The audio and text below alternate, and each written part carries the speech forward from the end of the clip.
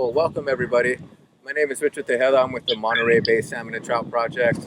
And we've been joining us for a series of virtual events where we've been taking you on the journey of salmon and trout. And so we've started in the upper watershed and we have worked our way down. This is a educational program that is sponsored by NOAA and the BWET grant. And so thank you to NOAA for sponsoring and making these events and series possible. Today, we are at a very beautiful place called we're at Carmel River estuary, and it's in Monterey County. And the specific spot and location that we're at today is the Carmel River State Beach, okay? And so we've been talking about the journey of salmon and trout. And again, we've started in the upper watershed, and where we left off at our last show is when we were talking about fry. And so if you remember where we started off with in the upper watershed, and we were talking about the eggs and how they spawned and stuff, and how those eggs hatch and how those eggs turn into little elevin, right? And then at our last show, we learned about how they became fry. Okay? So here is a picture of a fry. Right now we're in an estuary, okay? And what's important to know is that these fish have evolved through millions of years in their watershed, right? So they live in a watershed, and this watershed consists of different areas, being like freshwater, estuary water, which is brackish, and ocean water. And so they've evolved to be able to be successful in spawning and reproduction, having the eggs. And so they use these different areas to be able to be successful spawners, right? And so when we have summer and our rivers and creeks are drying up, then there's not much water there. And so they have realized, they're smart enough to know that they follow the seasons and know that they can come into this beautiful estuary where there's lots of food and there's lots of water for them to be able to hang out at during their life cycle, right? And so that's going to help them be successful. Okay, so you might be wondering, what is an estuary? Well, we're lucky enough to be in this beautiful estuary, and right behind me is some type of estuary brackish water loving plants known as tule, okay? And so we're going to come into this estuary and we're going to be learning about, well, actually the first zone that we're learning about today is called a marsh, okay? And then we're going to be talking about the intertidal zone and the subtidal zone and move out to the outer zone. And along the way, we're going to be taking salinity tests. But the first thing we're going to do is come on into this marsh area, and then I'm going to show you actually some of the creatures that live in here and how we can find those creatures, okay? So follow me in. All right, so today I'm armed with my tool, and my tool today is just this net. And so this is just an aquatic net, and it's an aquarium net. This is probably a 6-inch net, and this is what we're going to be using to go into the estuary, into this water, and see if we can find any aquatic insects. So come on in. The water's nice and cool. And when we look for macroinvertebrates, when we look for aquatic insects, we're just looking for anything they can attach themselves to, like vegetation, algae, or rocks. And so we see that we have a little bit of algae here and a little bit of vegetation. And so we're going to come up here with our net and see what we can find. Okay, so here we have some vegetation. And I grab my little net. And what I do is I just put my net under here and I shake my net into this vegetation. So get nice and close in here, John, and so they can see that we have this vegetation. And all I'm doing is just taking my net and just wiggling that net. And then what I do is I bring my net up and I look, okay? So let's come over here. I can see some little creatures, and we take our net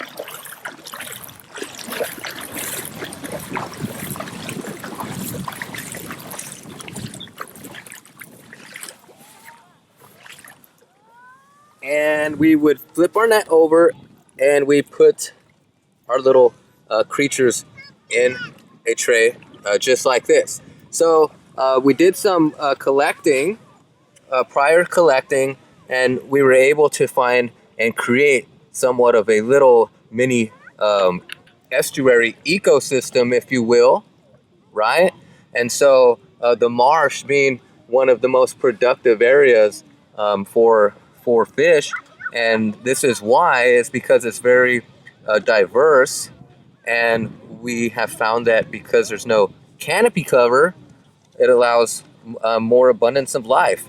And so, although we just walked in this little area that looked like there was nothing in there, indeed, we found many things in there, including these mussels that we see here.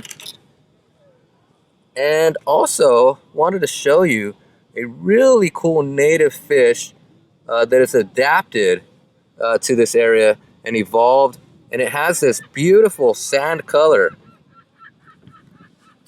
that matches very well with its surroundings. Now, Mr. Richard's supposed to be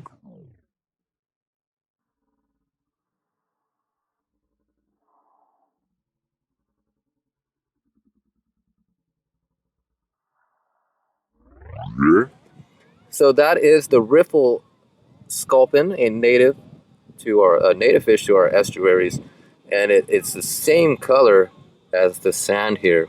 So just one of an evolutionary thing going on here in the estuary. One of the native fish that our salmon and trout get to hang out with. Okay, and then but if we look in here and we can continue to look, we see that there's a lot of things going on here. So let me just mix things up a little, and we have different beetles, like this beetle right here, which is like a whirligig beetle. If I can catch it so fast. Come on, beetle. So let's just watch that for a second. Let's zoom in on that, or just let the pixels stop, and we'll just look at it swim around and look at its different legs. Looks like it has 6 legs, which helps in identification. It has a hard shell. Right? Oh, it took a dive. Okay, so there's that. But let's keep looking, because there's a couple things. I'm going to take this off for a second, and I'm going to put the microscope on, because there's this interesting beetle here. Look at this one. Look at the choppers on that thing. So it's just a different type of beetle, if anything, but it has some kind of like hooks, which could mean that it's a predatory type macroinvertebrate. And I want to show you these. We have 2 type of shrimp today on the menu. We have freshwater scuds, and we have what's called a fairy shrimp. Okay, so what I'm going to have to do is suck some of these up and put them onto our microscope because they're so tiny and really hard to see. Yes, please share the map of where we're at. There you go, folks. And so the map that you're seeing is there's 2 stars. The star is in the upper watershed, is where we were at on our last location, on our last study. The Garza's Creek came into Carmel River, and then the other star is down here in the estuary where the river ends. All right, let me find these guys. They're hiding on me here. They're doing a good job. Would the steelhead that live in this river eat all of these things that we're looking at? Yeah, indeed. This is their food, right? And so this is what they're going to eat while they're in here. And so they've moved from the freshwater ecosystem and eating the more common freshwater species, and then getting into these type of brackish-loving different creatures. And so these are indeed fish food that we're seeing here. Huh? All right, let me figure out what's going on with my little fairy shrimp. I'm looking for the fairy shrimp that are in here. They're translucent. And they're hiding from me. Give me 1 second. This is an aerial of where he is. It's pretty cool. So are you seeing any of the creatures that were the signs of the pollution tolerant ones that you had pointed out on other walks? Well, these ones are not all of these ones are on our freshwater guide. And so there might be an additional brackish water guide that may be more helpful because we don't have anything to measure that against right now. We could like look it up and see what they are, but it'd be more of a manual thing because it doesn't look like there's anything that we've created at the moment. So I'll start with the shrimp. So all I do is I stir stuff up. There's two of them, okay? And so we see in here there's some shrimp, but I'm gonna have to put these on a microscope because they are so tiny, okay? So just give me 1 second here.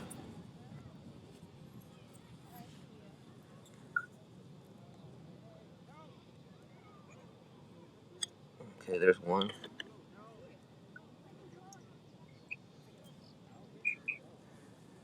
Hold that for me, Meg. Get him over. Did it fall off? Yeah, it fell off. 1 second.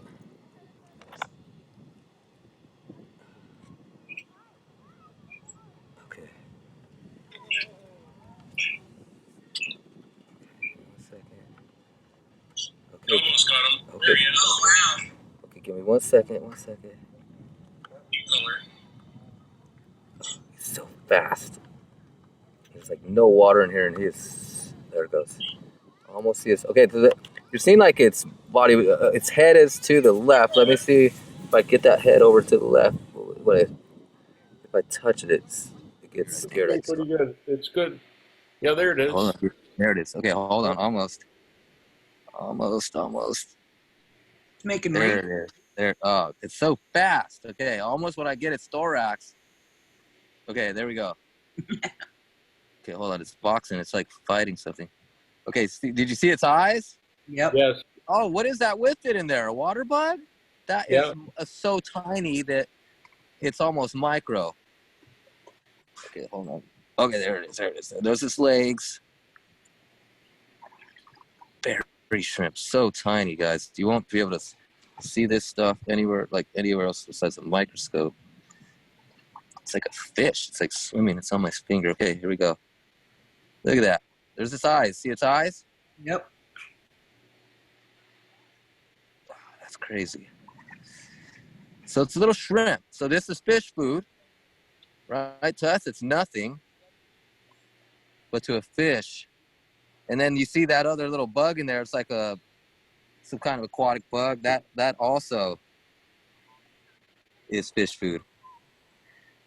Is there a way you can show them the scud to see if there are eggs? Yeah, let's get that scud out. Let's find that scud.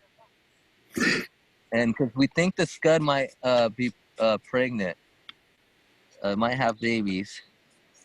So let's see if we can. If I can scare it out of here. There goes a little one. That's a good try. Good shot. Okay, well, good. At least something's going on while I'm looking for this scud. He's in here. They mix in. They don't need much to hide in here, and they're so tiny.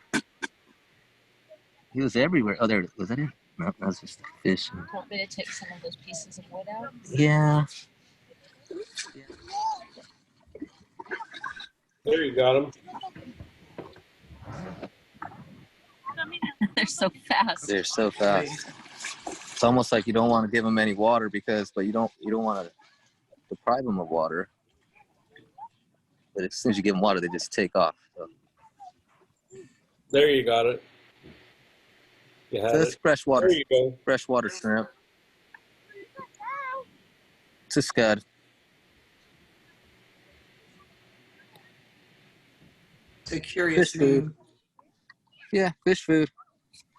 All right, we'll do one more and we'll take off. And we're gonna do a salinity test here, right? So we're in this area, and we're gonna test the salinity here. We're gonna test 4 locations today, and to determine this, how much salt is in these different areas.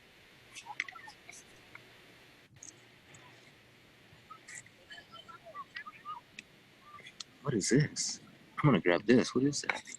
I've never seen this before. Look at this. Is that a water penny? Or is that just a sow?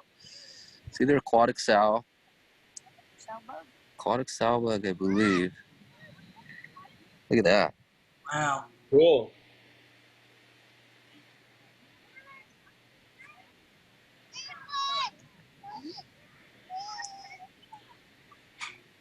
It's alive. So I imagine that all of these aquatic insects have adaptations that allow them to live with all these tule reeds. It looks like maybe they have legs that can hook onto things. Are you seeing any hooks on those legs? These ones right here are, they look like, these ones don't look like they have appendages. So they look like they're legs, but they don't look like they have like elbows like us. Some of them do, but it doesn't look like this one does. It looks like they just have legs that don't bend. So they swim rather than clinging to something? These ones look more like swimmers, might hang out at the bottom and not be able to hold on to things like stoneflies and mayflies because they don't have those appendages.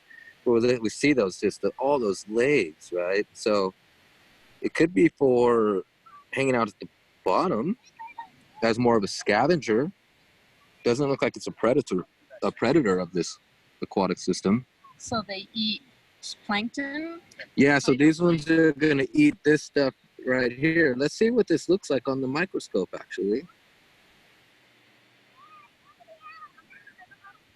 That's what algae looks like on a microscope. Cool. Interesting. Actually, kind of layered it up. It's really thin. Reminds me of like a kaleidoscope. So there's a lot of plant life without canopy hanging overhead, and it makes a lot of chlorophyll, which makes a lot of phytoplankton, which is great food for all of these insects and also the young steelhead. Yeah, it's the building blocks. It's the bottom. It has actually the most energy too because it's the first trophic level. So yeah, these little creatures get the best stuff, and that's the sun creating this algae and stuff has the most nutrients. And then it loses actually a lot of nutrients, like per trophic level, like 10 times. All right, let's go for a walk. That was fun though. Thank you. Let me just show you guys one more time before we take off here. You want to check the salinity? We use a baster. Oh yeah, we'll check the salinity. We're using a spoon, and we're using a magnifier for the phone, which I'm gonna clip to myself. And then this is what we've been looking at. Are these little creatures, and it's just its own little system, and that's all that was in there. And you can see all these creatures that live in just this little soup, and so there's so much more, millions of them actually. And there's our fish, and they're all live together. Like Meg's saying, there's the building blocks, there's the algae. You see the macroinvertebrates is the next one, and then the fish are after that, and then we'll probably see some seagulls and stuff in a bit, okay? I'm gonna go put these guys all back where we found them. And then I'm gonna I have the tester. Follow us, son. Follow me, Meg. Watch the sculpin swim away so they can see how it blends so well. Get real close. Are you ready? Mm-hmm. Bye, fishy. Watch that sculpin. It's just gonna disappear.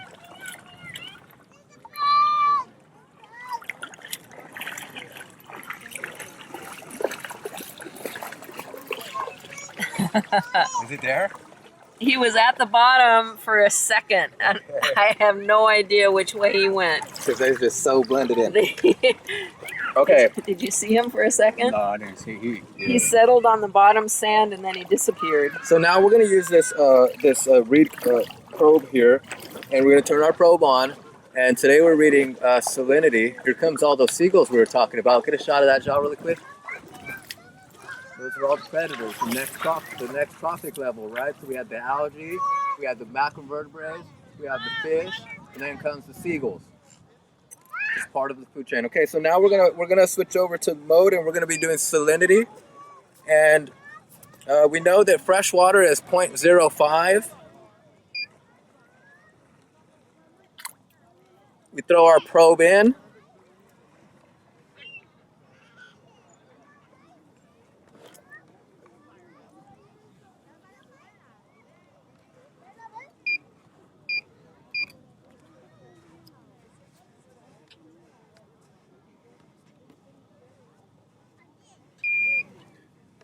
And our reading is 0.1, which means there's 0.1% of salt in this area right here, where the fresh water is coming into the Carmel River. Okay, 4 zones. Okay, and the first zone was the marsh, and so we're leaving this marsh area where we saw there's a high biodiversity, of creatures and stuff. We're coming from this marsh area, and we're going to follow this fresh water down into this area where the Carmel River is coming in. And the Carmel River is going down to the Pacific Ocean. So we're going to head out this way. All right, so welcome to the Intertidal Zone. It's almost like a place at an amusement park, actually, and this is the Intertidal Zone, and you're watching the tide come in right now. And so the tide just came in, and it's still actually going into that marsh area. Go ahead and turn around for them and watch. So you see right in here where the kid is walking right there is where the water is still coming in. We just walked from that marsh area, and the intertidal zone is influencing the marsh area right now. I can still watch that water. It's still going in. And then the water behind us is starting to move out very slowly, okay? And so we'll take another measurement over here. But again, we have this freshwater channel coming in. We have this intertidal zone. Here it comes. Intertidal zone coming in. And this is not where the Pacific Ocean is meeting the Carmel. We're going to get to that. So this is a whole different area that's being affected. So we have the fresh water coming down and salt water coming in. And so we're going to come to this area, this intertidal zone, and we're going to take another salinity test and see what the difference is. So Richard, yes? Tell us how do the fish that are living in the freshwater river adjust to this brackish, salty water? Well, that's so important. That's like the most important thing is why and how they're able to do this. And so in the summer, again, they've evolved through millions of years. And so what they're going to do is they go through a process called smoltification. So we talked about the eggs, we talked about the elephant, and we talked about the fry. And now the fry want to come down to the estuary area and begin smoltification if it's the right age, which is about equivalent to us being a teenager. They go through physiological and psychological changes, and it's something that just happens in them. And somebody tells them, move down to this estuary, and they change. Even in their system, they're able to retain and remove salts from their system. And so this is where they change. And so this is where they do it. And without this area, they wouldn't be able to survive because the fish can't just go from freshwater to salt water. They need an area to acclimate. And that is this area. So we see the marsh. We see this intertidal zone. And let's go head over there and take a measurement, right? And so these areas are all different in very different ways. But the fish have realized how to use them, how to move from the freshwater, how to move to these intertidal zones, how to move into the brackish water, how to acclimate, how to get ready to move out into this system. And so it's all just one cool system that they've learned to use to their benefit seasonally. And so they probably get triggered by seasons. But although we don't really know what makes them do this, move back and forth, maybe one day we will know what makes them anadromous, what makes them do that, And so fish have been around for millions of years. The salmon and trout species have been around about 150,000 years, but the fish before that have been around a million. So here comes this intertidal zone. We have some kids here enjoying this beautiful zone. We see the water coming in, right? And so I'm going to take a salinity test here. Remember, back there was 0.1.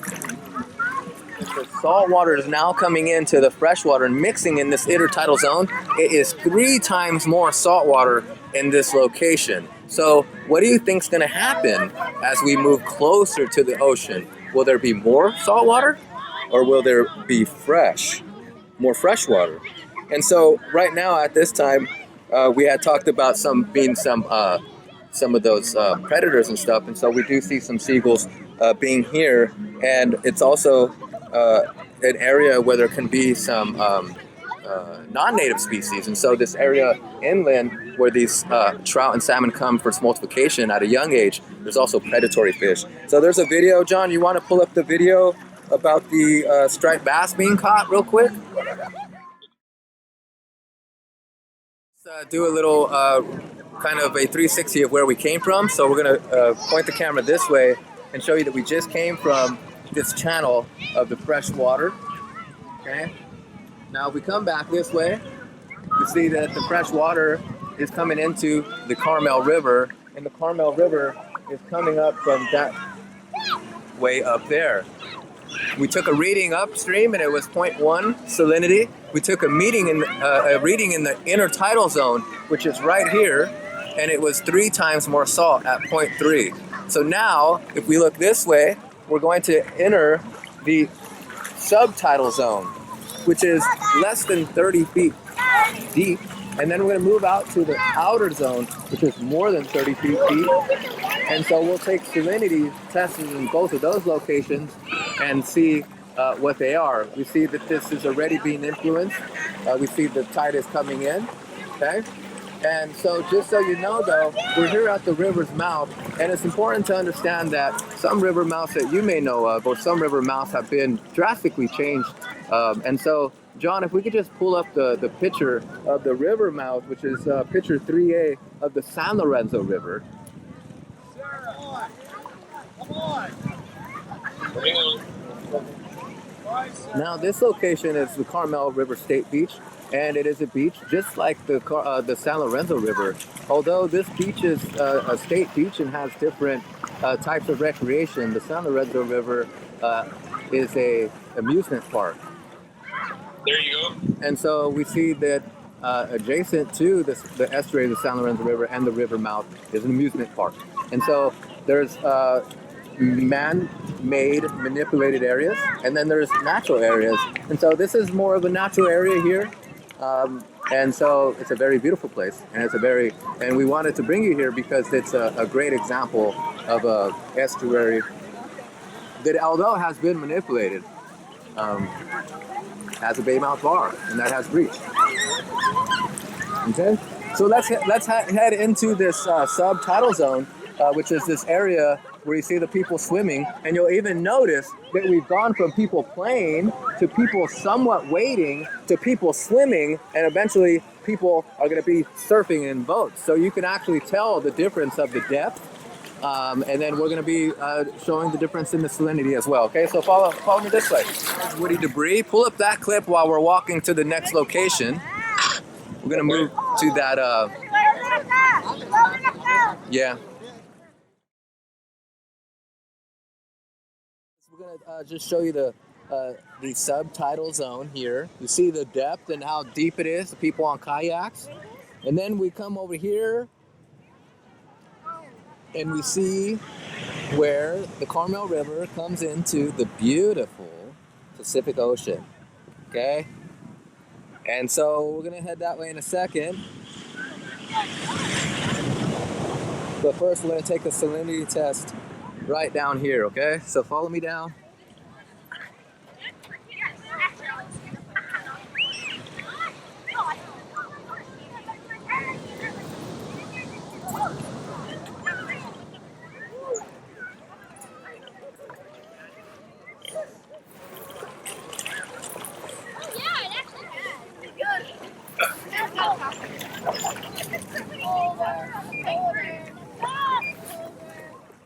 All right, so we had 0.1 at the freshwater, we had at the intertidal zone.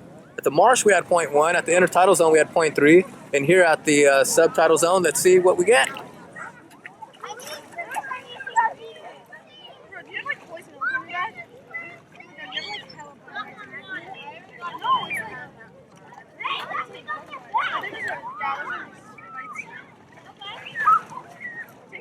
And we do have about 0.4 here.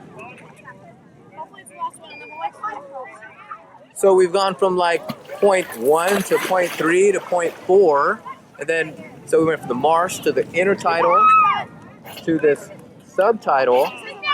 And then we're gonna move out towards this area over here. And one of the cool things about this location is actually, if you've ever heard about saltwater intrusion, is that this is how it works right here, where we have the fresh water from the Carmel River pushing out and the salt water pushing in.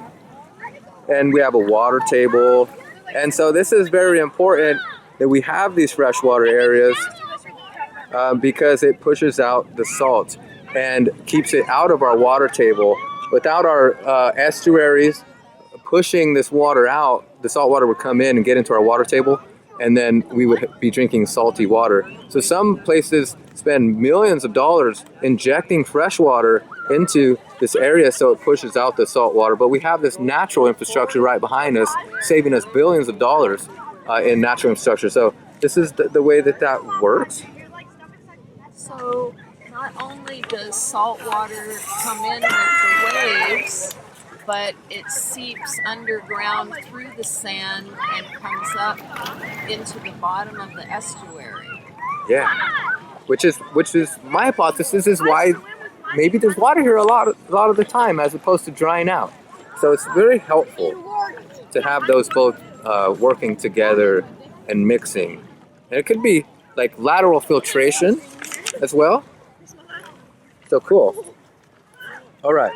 So now let's just move out to this ocean area where we'll take our last reading and see where this goes out, just where the river ends. Okay, let's head out to the river's end. It's been an interesting journey as a fish coming into these different areas and having these different habitats to live in is amazing, especially during summer. As you can see, a lot of people get drawn here. And so why wouldn't a fish be drawn here for its own resources and own purposes, right? So now we're really getting into it, right? So go ahead and stop the thing right here. Now we get the crashing waves. We had the 0.1 at the marsh. We had the 0.3, which is 3 times more salt at the intertidal zone. We had the 0.4, which is 4 times more salt than the marsh in the subtidal zone, and now we're right smack at the ocean, the Pacific Ocean. This is where the Pacific Ocean is coming into the beautiful Carmel River. It's just an exciting place, a beautiful place. The color of the water is very beautiful, and this is also a marine protected area. So it's a marine protected area, the Monterey Bay Sanctuary, and this area is protected for many reasons, and one of them being for the salmon and trout that we're talking about today, okay? So John, can you pull up the picture of the marine protected sanctuary? Okay. Which is 4A.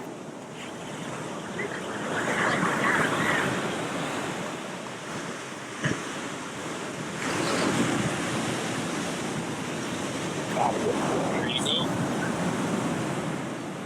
All right, so we're right there at the mouth of where it's coming in. So if you look, you see that there's a marine sanctuary, but then you also see where it says Carmel River State Beach in that inlet, in that inset over on the top right, if anything, or you can kind of go anywhere, but where it says Monterey is where we're at. And that whole area is just protected for many areas. So we gotta show you these big waves because they are beautiful. So come check this out.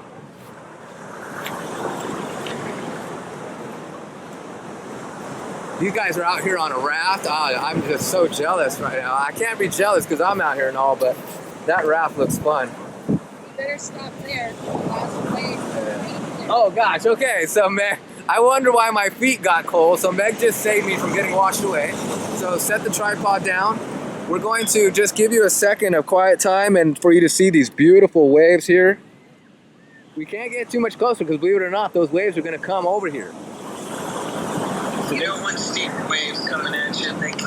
They know what they're doing. Yeah, John's trying to set me up. Let me just set you there. Look at that. Can scan it and show it when it gets closer. Especially when the tide's coming in. Here it comes, here it comes. Here it comes. All right, so we have a big ocean and we have an estuary.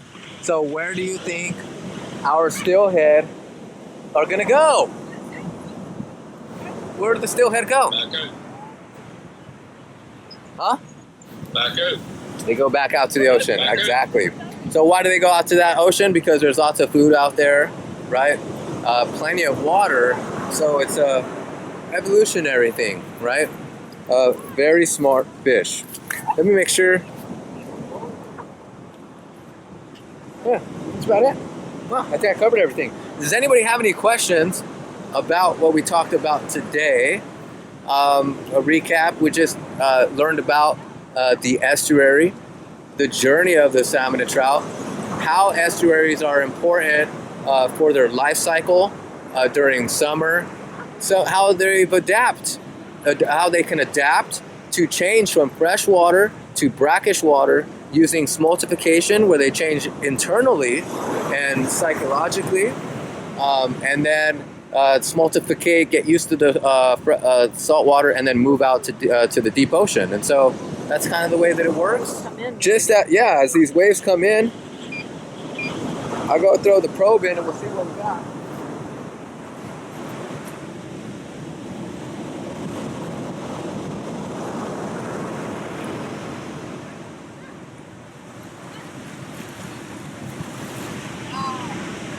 We can take that as a 0.5. All right, so we're gonna take that as a 0.5.